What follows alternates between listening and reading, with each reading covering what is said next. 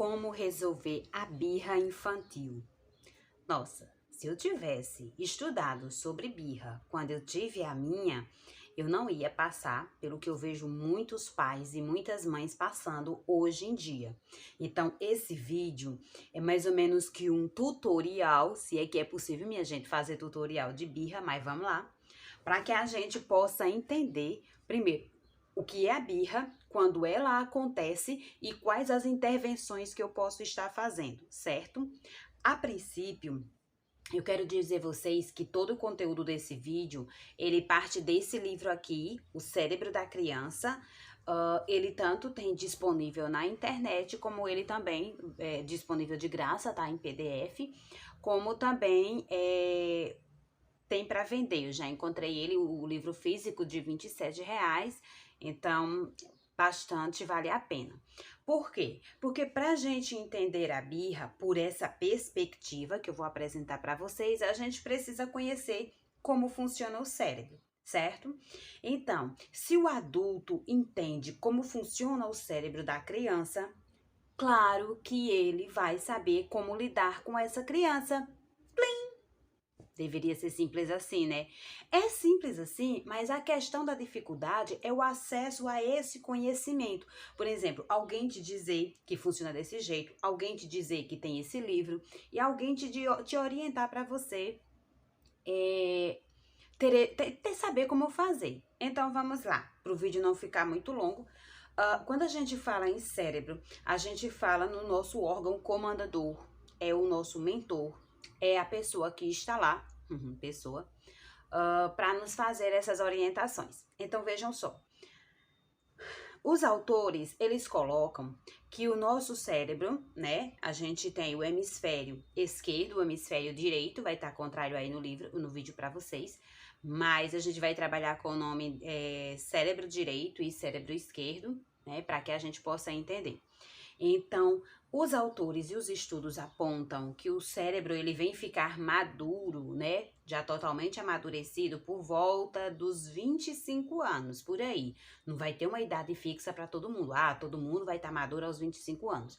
É só uma aproximação, 24, 23, 22, 27, 28, 29, é uma aproximação para a gente entender.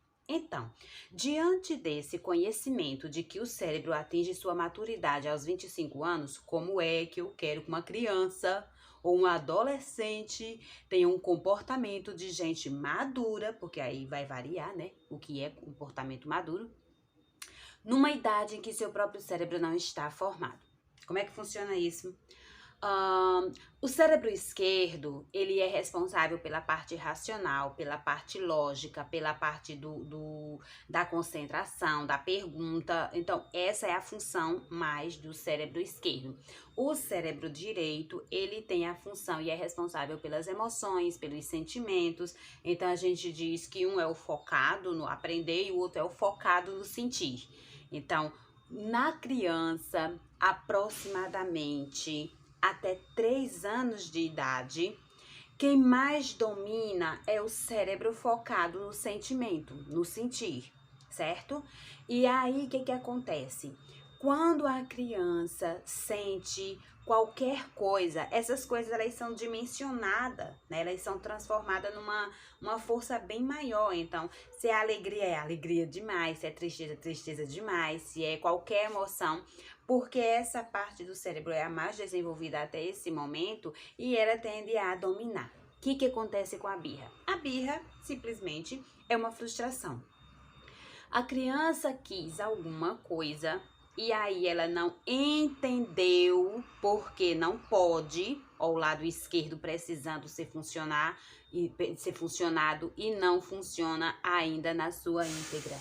Então, como ela não compreende que ela não pode ter aquele chinelinho lá da fada, ela começa a se frustrar, a cair no chão e o seu lado esquerdo seu lado direito, o lado das emoções, começa a dominá-la. Então vem o choro, vem o grito, vem se espernear, vem cair no chão. O problema é principalmente quando isso é em público. Nossa, Pai e mãe ficam totalmente com vergonha, não sabem o que fazer, não sabem como conduzir essa situação. As pessoas estão todas olhando, exigindo uma postura desse pai, dessa mãe, e é como se ficassem assim mesmo, com o olhar de julgadores. Vamos ver o que é que ele vai fazer, vamos ver o que é que ela vai fazer. Dessa mesma forma, e isso intimida ainda mais o pai, a mãe ou a pessoa que está cuidando da criança, vou chamar aqui de pai e mãe, seus cuidadores, a não saber o que fazer e a não saber como lidar com aquela situação. Qual é o clássico da gente ver? Uma conversa madura entre a pessoa que cuida, né, e a criança, nesse momento de muita raiva, de choro, de estar no chão. Meu amor, levante, olhe, você não pode fazer isso não é permitido, eu não tenho dinheiro para pegar o chinelo agora, você já tem chinelinho em casa. Uma conversa madura com uma criança de 1, 2, 3, até 4, 5 maioridade, se ela ainda não tem a sua parte do cérebro esquerdo, que é responsável pelo raciocínio, pela lógica, né, pelo cálculo, pela sensatez, vamos dizer assim, numa linguagem mais simples, né? De entender aquela tua conversa, de entender aquele teu diálogo. Então, duas coisas que não dão certo. Primeiro, uma conversa madura no meio desses sentimentos. Não rola, não vai, tá? E segundo, que não... Segundo, que era o outro dedo. E segundo, que ignorar.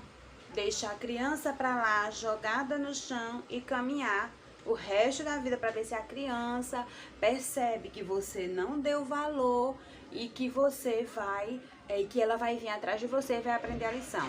Essas duas coisas não funcionam, gente, com certeza. Por quê? E aí, o que fazer? Se você tem consciência que é o lado direito, o lado emocional do cérebro, quem está orientando aquela criança naquele momento da raiva, que está aguçando ainda mais aquele sentimento, o seu lado direito, o seu lado emocional tem que se encontrar com o lado emocional da criança. É isso mesmo. Se você cruza seu lado racional com o lado emocional da criança, não vai fazer sentido para ela e ela não vai parar.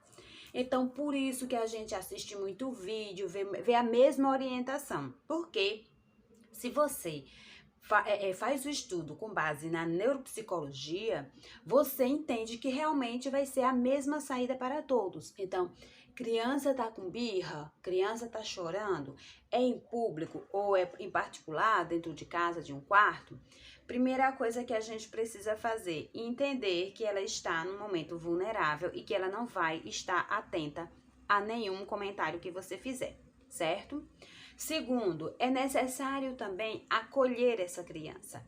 Tentar dizer para ela, né? Ah, eu sei que você tá chorando, porque você não teve isso, eu sei que não é bom, a gente queria também ter essas coisas, porque você tá mostrando para ela que você também tá sentindo.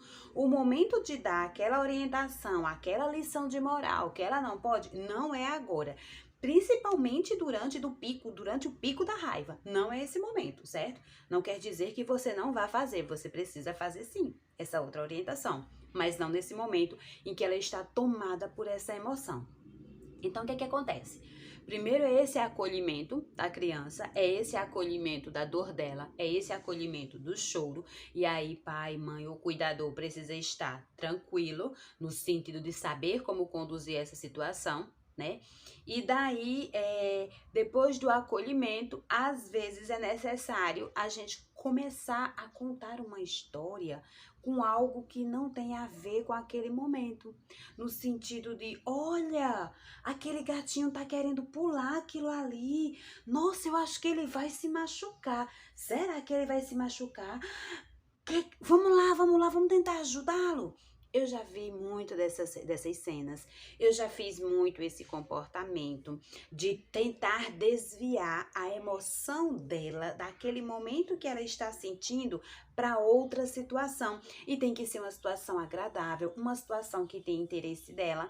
E aí a gente vai tentando. Primeiro acolhe, depois começa uma história com alguma coisa, pra gente tentar tirar ela daquele furacão de emoções que ela tá sentindo naquele momento. E a partir daí, a gente percebe que ela começa, claro, pode ser que a primeira vez não dê certo, ou seja demorado. Às vezes você tá num público, você quer que seja rápido demais, mas não é, certo? Não dê celular pra venha pegar aqui o celular, bora um joguinho, porque senão tu vai estar arrumando um problema pra tu, que é depois ter que assistir os meus vídeos de como reduzir o tempo em tela da criança. Então a gente vai com essas estratégias de acolhimento. Depois que ela sai desse período aí, desse furacão emocional, ou vocês vão para casa, ou vocês vão para, sei lá, para outro cômodo do quarto, para outra coisa. Se for em casa, a mamãe vai fazer um bolinho, um cookiezinho, alguma coisa. Se você depois, quando você ficar, parar um pouquinho de chorar e quiser vir ajudar a mamãe, eu tô lá te esperando, viu? Aí você já tá fazendo uma coisa gostosa que ela quer, então... Tirar a criança desse furacão de emoções é uma das melhores estratégias para a gente ir vencendo essa birra. E aí depois a gente vai fazendo a orientação que ela precisa se for, por exemplo, uma sandália que ela queria muito comprar e ela tem 3, 4 em casa, então depois que ela sair dessa zona de emoções, aí sim vai mostrar quantas sandálias, vai vir ao quarto, você tem 3 sandálias, olha que lindo, vamos doar uma sandália para quando você precisar a gente comprar outra, então também vai fazendo essa orientação dentro de casa e aí a gente vai tentando, fazendo tentativas. Mas lembre, na hora do furacão emocional, não adianta chegar com conhecimentos, com coisas maduras, com lição de moral. Vai entrar por aqui? Aliás, nem vai entrar por aqui e sair por aqui. A criança está emocionalmente envolvida com aqueles sentimentos, eles estão a dominando e ela não sabe como administrar aquilo naquele momento. Então, você que é o adulto, você que tem o cérebro maduro, acredita-se, é você quem precisa conduzir essa situação e não exigir da criança pequena um comportamento que ela não pode lidar, certo? Então, essa é a nossa primeira orientação desse vídeo aqui. Espero que possa ajudar bastante vocês. Tchau, gente!